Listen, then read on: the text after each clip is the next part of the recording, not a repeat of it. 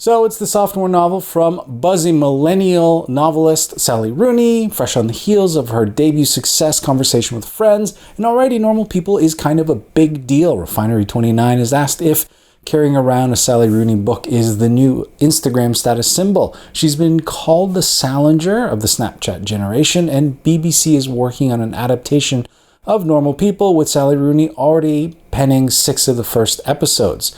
Sally Rooney is 28. She's also a lifelong Marxist and a former debating champion. So that's a bit of anti-Hansel. This thing is just reeking of pretension. But wait, there's more. This is a YA rom-com segueing into new adult. It's about 2 teenagers. Marianne is the dorky rich kid. Connell is the working class football star. And it follows them for 4 years of navel-gazing, wondering in their on-again, off-again relationship. Marianne dates jerks. Connell dates bland, nice girls. So yeah, gross. No. Thank you. Next. The thing is, I loved Normal People. Hell, I even took an Instagram shot of the book before I knew it was a thing. So that pretty well makes me a literary basic bitch.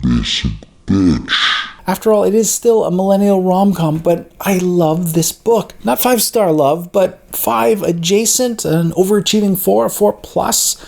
I mean, this is Jane Austen for the social media set. Sally Rooney herself talked to the New Yorker saying this is a 19th century novel dressed up in contemporary clothing. I think this is like a future classic. All right, so about the book, we've got Marianne Sheridan. She is the odd girl out in high school, the skinny loner that never really fits in. She comes from a wealthy but abusive family. Connell Waldron, on the other hand, is more working class. He's the popular football star. His mom is a teenage mom who's raising him on her own, also happens to clean the Sheridan household, and she is like sitcom mom level of awesome. Anyway, Marianne and Connell, they managed to hook up in high school, but Connell is obsessed with how this relationship will be perceived by his friends. He's worried that he'll be perceived negatively in this relationship, so he insists on keeping it secret. And Marianne willfully plays along and stays quiet about dating the most popular boy in school. And you see how this dynamic plays itself out in future relationships that both of them have. Anyway, this thing is hard to describe without cringing. This sounds so high school awful, but it is really good. It's what I loved about the first half of Susan Choi's Trust Exercise, which is about this tenuous relationship and its subsequent breakup over a misinterpreted gesture. And that's what I loved about it. Everything in high school is just so heightened. Every action is examined and re-examined, and yet still, signals are crossed, intentions are lost, emotions are battling with insecurities.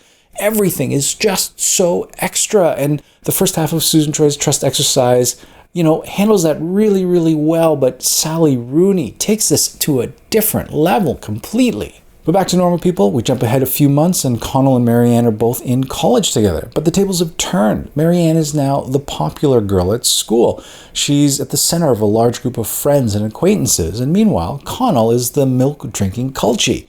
He's the one that's out of place, the hick, surrounded by kids who've gone to private school, carrying around identical MacBooks, wearing plum-colored chinos. And over the course of 4 years, each chapter advances the story, sometimes weeks, sometimes months, as the two sort of dance in and out of each other's lives. They date other people, they send each other long emails, and you can see how that power dynamic between them changes and evolves over time. They struggle with depression, grief, abuse, betrayal, the power dynamics in different relationships. And over the course of the story, the two of them make some epically bad decisions, some what were they thinking kind of decisions that were honestly hard to sit with.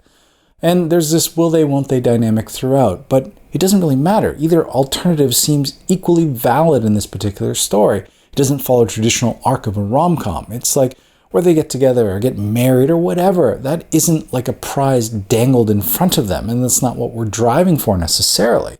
And that's something. Anyway, I'm all aboard the hype train for this particular book. I am eager to pick up Conversations with Friends, her debut novel.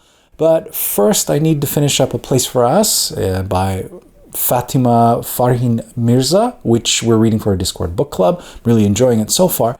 And then I'm working up the courage to pick up either one of these 1,000-page chunksters, either Neil Stephenson's Fall or Dodge in Hell, or Lucy Ellmann's Booker-nominated book, Ducks, Newburyport, which is one sentence carried over 1,000 pages. Both sound pretty daunting. Let me know what you think. But in the meantime, I hope you all have a great week of reading, and we'll talk to you soon.